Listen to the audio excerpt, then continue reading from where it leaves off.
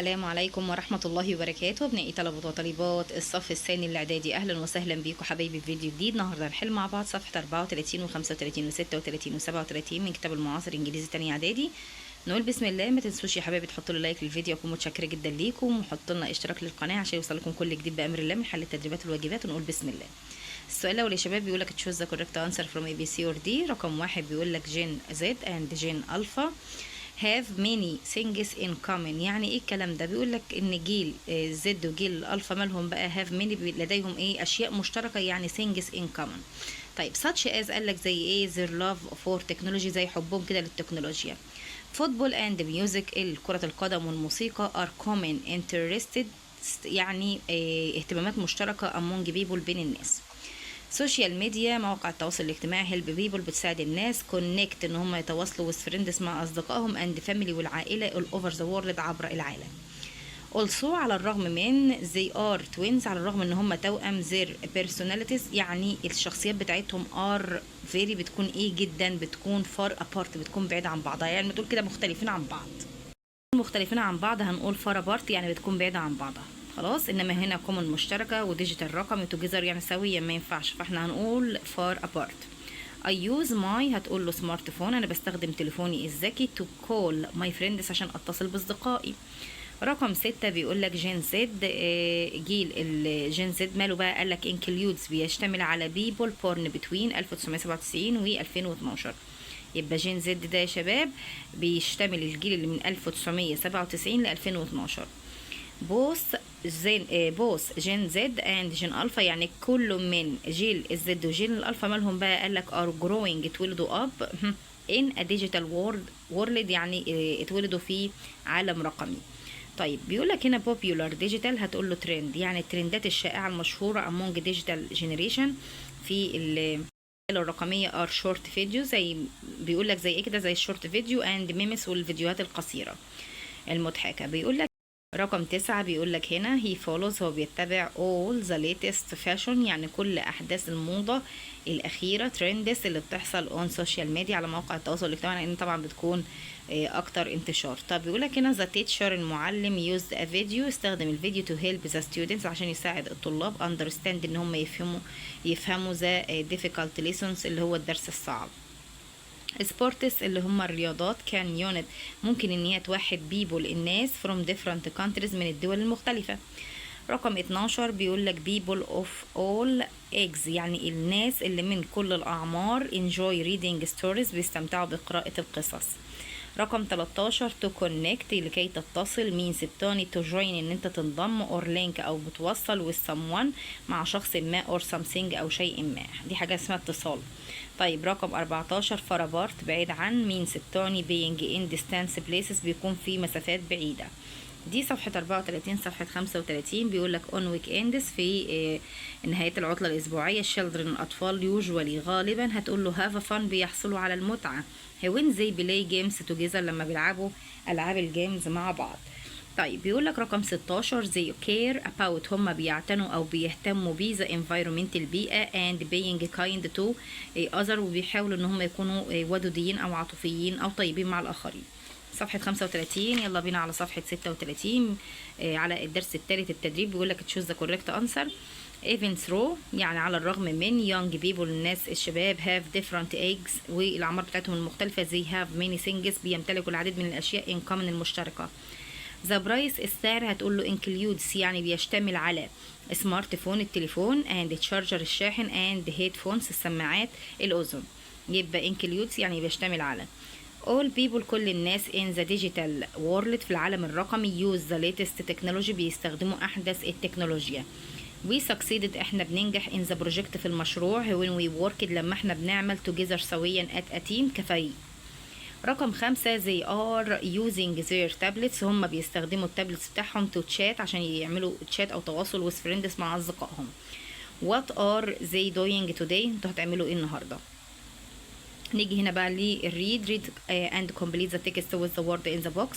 اقرأ النص واستخدم الكلمات اللي في البوكس. عندك جيل الجين زد، وعندك سمارت فونز اللي هي التليفونات. عندك كمان كونكت، يتواصل.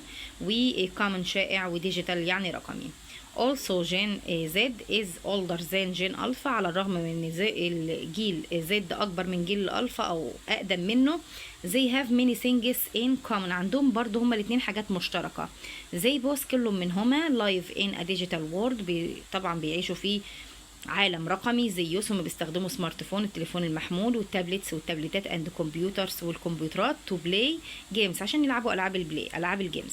طيب قال لك هنا and connect with their friends، وكمان عشان يتواصلوا مع اصدقائهم. دي صفحه 36. عندك هنا في سؤال في القطعه بيقول لك تشوز ذا كوريكت انسر. بعد قراءه القطعه طبعا بيقول لك علي اند سلمى ار ايه، هتقول له ار كازنز يعني اولاد عمومه او اولاد عم. هنا بيقول لك ذا اندرلايند وورد، كلمه تحتها خط كلمه بريدج. بريدج يعني كوبري. هير هنا بتعني ايه يا شباب؟ away to connect يعني بتعني تواصل. طيب بيقول لك answer the following question، جاوب على الاسئله. What is the main idea of the text؟ ايه هي الفكرة الرئيسية او الفكرة العامة القطعة بتتكلم عن ايه؟ هتقوله the connection اللي هو التواصل between Gen Z and Gen Alpha، ده باختصار. يبقى the connection between Gen Z and Gen Alpha. What does the underlined pronoun they refer to؟ يعني كلمة زي دي بتشير في القطعة لمين؟ هتقوله لسلمى and علي، سلمى وعلي. How do سلمى and علي help each other with technology؟ ازاي سلمى وعلي التكنولوجيا بيساعدوا بعض هما الاثنين في التكنولوجيا؟ دي جبت السؤال الخامس في القطعة عشان طويلة. تعالى كده مع بعض. رقم 5 اهي. قال لك سلمى بتوصل علي how to make فيديو، ازاي يعمل فيديوهات. اند علي شويز سلمى، وبيوضح لسلمى ذا ليتست ترند، الاشياء اللي هي الترند الحديثه اون سوشيال ميديا. دي جبت السؤال رقم 5. طيب بيقول لك هنا why are their parents happy؟ ليه الاباء ابائهم سعداء؟ بيكونوا سعداء ليه؟ رقم 6 قال لك اهمت. قال لك their parents ابائهم are happy ليه؟ قال لك هنا to see them عشان شايفينهم connect ان هم بيتواصلوا and share their interests، وكمان بيشاركوا اهتماماتهم يا شباب. دي جبت السؤال السادس.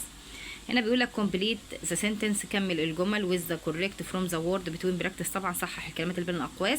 اول واحده هتقول له they are، زيد هنا جامع، وطبعا ده زمن مضارع مستمر عشان في كلمه now اهيت، فاحنا هنقول له they are watching، هم بيشاهدوا الفيديو on يوتيوب. now هم بيشاهدوا الفيديو دلوقتي على اليوتيوب الان. she isn't playing في النفي هنا يا شباب، هي هتقول له هنا she isn't playing online، هي مش بتلعب اونلاين جيم، العاب الاونلاين على النت at the moment في هذه اللحظه. listen استمع the kids الأطفال، هتقول له are singing بيغنوا lovely songs الأغاني المحبوبة ليهم. we are playing احنا بنلعب we are planning احنا بنخطط our project المشروع بتاعنا about digital trends عن الترندات اللي هي الرقمية اللي بتبقى حصل على مواقع التواصل الاجتماعي for next week الأسبوع القادم. why is she does outdoor activities right now، ليه هي بتطلع خارج المنزل عشان تعمل الأنشطة بتاعتها، فاحنا هنقوله هواي از يا شباب، ما ينفعش اقول بس. طيب هنا بيقول لك complete the following dialogue، كمل المحادثة. بيقول لك عادل is talking to his friend كريم. عادل بيتكلم مع صاحبه كريم about different generation عن الأجيال المختلفة ألفا and Z. بيقول له هالو عادل what are you reading about، انت بتقرا ايه؟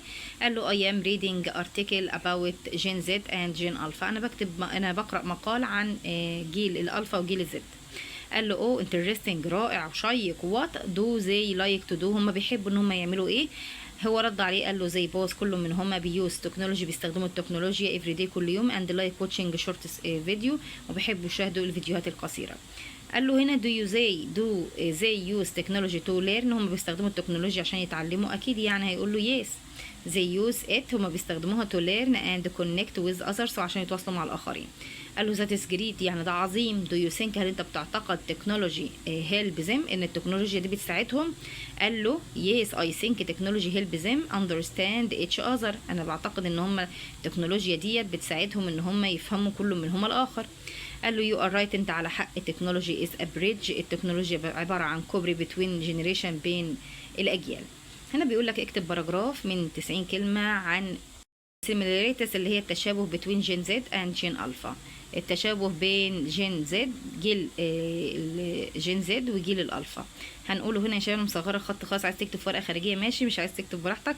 بصوا بقى السؤال الباراجراف ده بيبقى متجاوب عليه بطريقه نموذجيه في نهايه الكتاب، لو عايز تكتب من نهايه الكتاب خالص كده ماشي، عايز تكتب زي كده اكتب. هتقول له هنا جين زد and جين الفا have many similarities because grow up in a world full of technology. يعني الكلام ده هتقولوا ان جيل الزد وجيل الالفا have many similarities، عندهم تشابه لانهم هما الاثنين ناموا في التكنولوجيا. طيب زي يوز هما بيستخدموا سمارت فون، بيستخدموا التليفونات المحموله والتابلتات اند السوشيال ميديا، بيستخدموا السوشيال ميديا مواقع التواصل الاجتماعي ان their daily في يومياتهم وحياتهم. بوث جنريشن يعني كل الجيلين انجوي بيستمتع واتشنج فيديو بمشاهده الفيديوهات لايك يوتيوب زي على اليوتيوب كده اند تيك توك. زي يوز هما بيستخدموا وزي also لايك هما الاثنين بيحبوا اونلاين جيمز العاب الاونلاين اند ديجيتال ليرنينج والتعلم الرقمي which makes their studies اللي بيجعل دراستهم مور فن اكثر متعه. بوث جنريشن كل الجيلين enjoy watching videos بيستمتعوا بمشاهده الفيديوهات. بكده يا بطل وصلنا لنهايه الفيديو، ربنا ينجحكم جميعا يا رب بالتوفيق والنجاح. ما تنسوش يا حبايبي تحطوا لنا لايك للفيديو واشتركوا في القناه عشان يوصلكم كل جديد ان شاء الله من حل التدريبات والواجبات. مع السلامه.